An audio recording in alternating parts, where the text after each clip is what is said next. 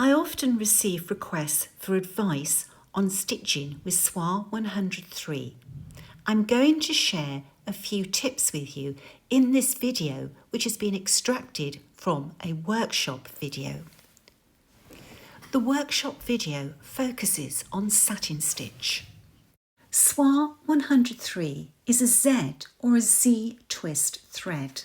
It handles differently to Soie d'Alger, which is an S twist thread. A Z or a Z twist thread can tangle up on itself very easily. To avoid this happening, look what I do with my fingers when I pull the needle up through the fabric.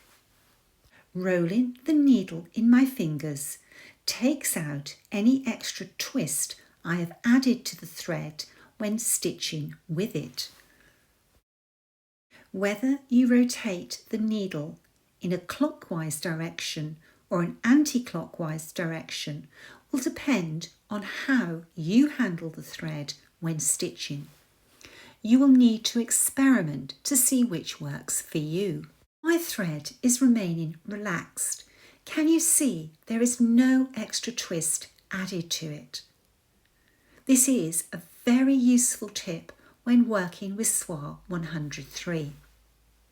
Because of the Z or Z twist and the tightness of this twist, Soie 103 is a very crisp thread to work with.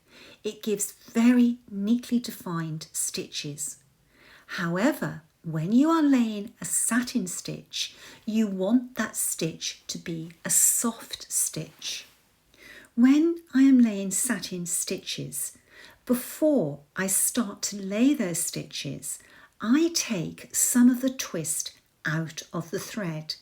I do this by rotating the thread between my fingers and taking out the twist by running my fingers along the thread. I will now lay some satin stitches with a thread that I have taken some of the twist out of. You will notice that this thread is now plumper. It's lost the tightness that the twist gives it. You will also notice that because the thread is softer, you are creating a smooth and glossy surface. My next tip for working satin stitches is to use an afficot. We use this to polish our stitches. This helps the stitches bed in. The satin stitches on the left are the first stitches I laid when I had not removed any of the twist from the Soie 103.